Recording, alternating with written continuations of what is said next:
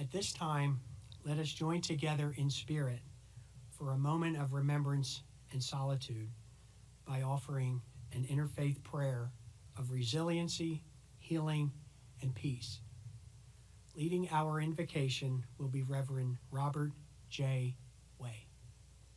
Pastor Bob, as he is better known, was a new pastor at the Good Shepherd Lutheran Cooperative in Shanksville, Pennsylvania on September 11th, 2001.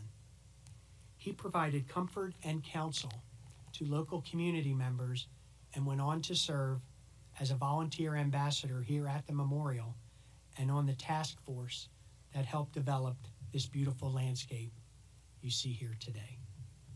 Reverend?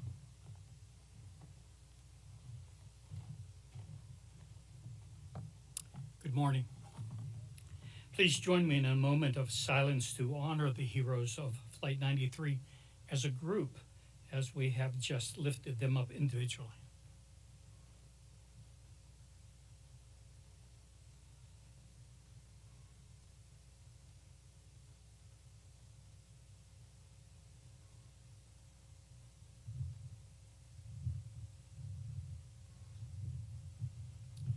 Thank you. Approximately 23 years ago, a collaborative group of stakeholders, including local community members, first responders, government officials, and representatives from the Flight 93 families, gathered to discuss erecting a memorial to honor the 40 individuals who heroically fought against terrorists to prevent further loss of life. Our deliberations centered on creating a lasting tribute that would honor both their immediate sacrifice and as an enduring legacy of these courageous individuals. We extend our gratitude to Paul Murdoch for bringing our vision and our mission to fruition. What was once a common field is now a field of honor. It is our privilege to continue moving forward to preserve and nurture this hallowed place, hallowed not by us, but by the lives of your loved ones. When Adam Schaefer invited me to return and speak, I earnestly accepted the opportunity to continue in that mission and to further establish the vision of this field as a place of healing. Looking back, we might think that the healing began with the excavation and the repair of the land at the crash site. But even that beginning had a deeper intent, that what we would ultimately accomplish would be to transform minds and to mend, to heal broken hearts and broken spirits. You see, from the memorial grove of trees with its sense of a diverse unity to the diverse species of wildflowers that grow and change from spring to fall in the fields behind us, from the small but noticeable changes to the landscape here, which we refer to as the bowl, which I've always envisioned as hands cupped to embrace all who enter, to this memorial wall with its design, signifying again the connectedness of individuals. The wall continues to bring many people together as a family. The vision is one of bringing us face to face with the acknowledgement that life, true life, is experienced in this place. So I ask you to join with me in a moment of silence, a moment of reflection.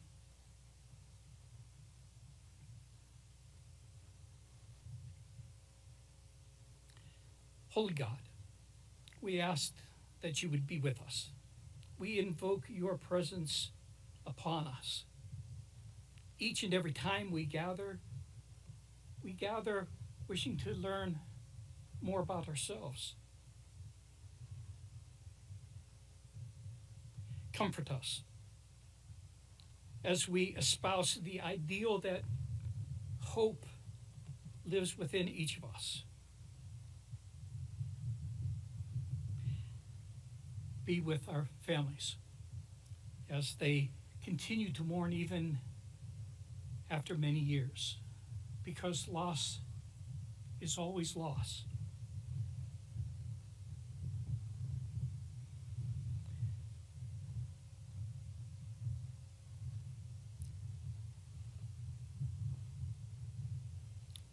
The wall that continues to bring us together is separated by little gaps between each of the names. It's designed that way by Paul to remind us that these are individuals, but the wall as a whole represents the unity of their decision. So, Holy One, we seek your guidance. We seek inspiration, knowledge, and hope. We seek your guidance as we persist in our efforts to affirm that life always triumphs, that life continues even amid heinous terrorist acts. And we humbly gather here with the hope that our lives may change as well. Small changes, but changes nonetheless. Be with us then as we continue throughout this day, throughout this ceremony. Comfort us and confront us.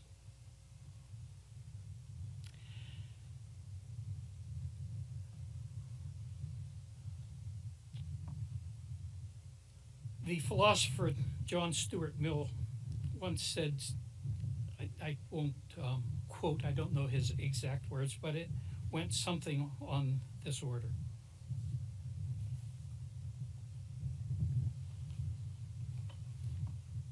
Evil needs nothing more to succeed than this: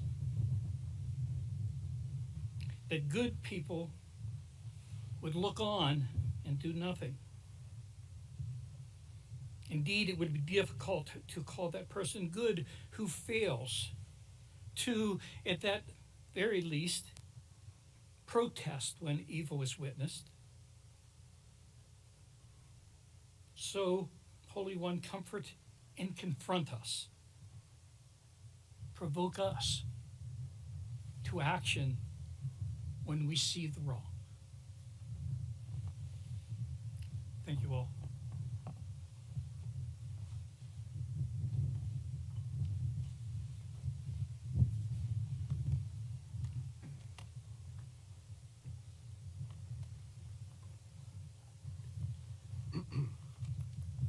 Thank you, Reverend Way. It was absolutely beautiful. The 40 brave men and women aboard Flight 93 were among other heroes to emerge on that tragic day. One does not have to look far to inspiring stories of tremendous strength and resiliency in the face of terror. Future generations learning about the events of September 11th can find countless examples here at Flight 93 National Memorial, in New York, and at the Pentagon of ordinary people who willingly risked their own lives in an effort to help and save others. Their actions on that morning and the days that followed represent the very best of humanity, and we are forever grateful for their acts of courage. We remember them and the 2,977 individuals whose lives were lost at the World Trade Center and at the Pentagon that day. The men and women at Flight 93 National Memorial are honored to work side by side with many individuals and groups to ensure that they are never forgotten. I wish to highlight several of those neighboring organizations this morning. Patriot Park honors the 7,072 American service members who gave their lives in the global war on terror.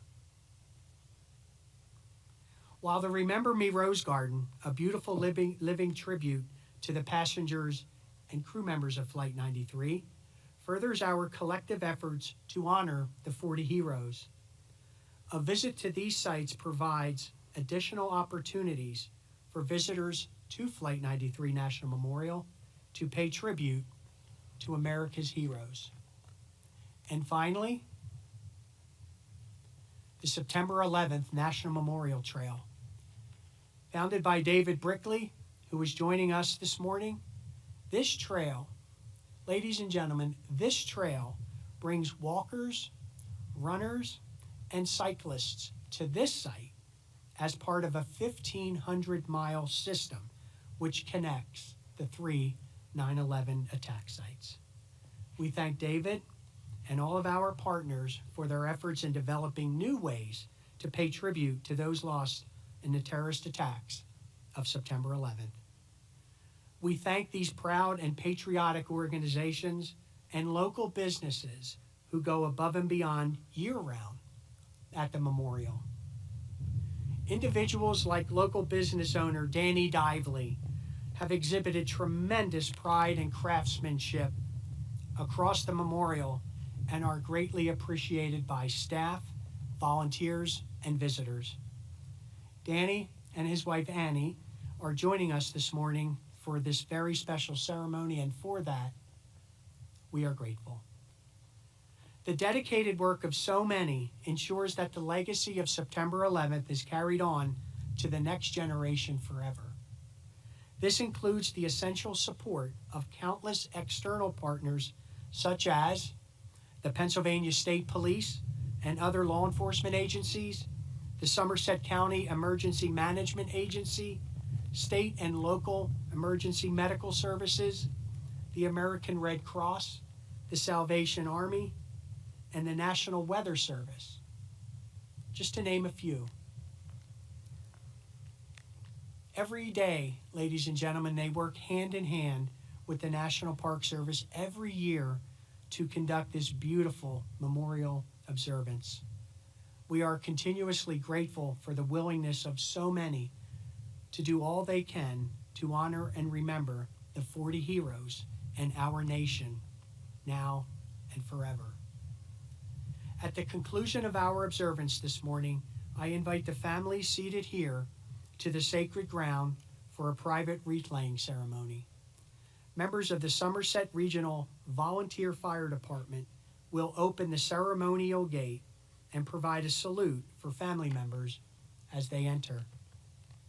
Members of this department served as some of the first responders to the crash of Flight 93.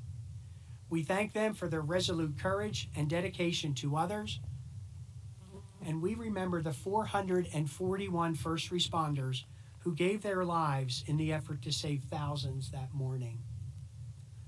I further express our appreciation to all members of the first responder community, both here and around the world, for their sacrifice and dedicated service. In times of crisis, our first responders stand side by side with the men and women of our military to protect this great nation and its values. We owe our servicemen and women and their families a debt which can never truly be repaid for the sacrifices they have made to save lives and preserve our freedom. Additionally, and with the utmost of respect, I would like to thank the men and women now serving and who have served in our country's military. Joining us this morning is the Secretary of Veterans Affairs, the Honorable Douglas A. Collins. Thank you, sir, for joining us this morning on this sacred ground. Also, I'd like to welcome and personally thank the sailors and officers joining us today from the USS Somerset, based out of San Diego, California. Named after Somerset County, Pennsylvania, the USS Somerset represents the heroic actions of the 40 passengers and crew members of Flight 93. As this vessel and others like her traverse the world, it carries with it a message of collective sacrifice and courage in response to overwhelming adversity. XO, sir, thank you for being here. As we come together to conclude this beautiful ceremony, let us never forget, when the events of September 11th have passed from living memory, it is our hope that this awe-inspiring memorial, created through the tireless efforts of so many, will allow future generations to embrace the powerful story of Flight 93. As life continues to grow here in this beautiful field of honor, so does our hope that future generations will learn of the extraordinary actions of 40 ordinary people and be inspired to act with the same unity and courage to face their own challenges today and forever. Thank you.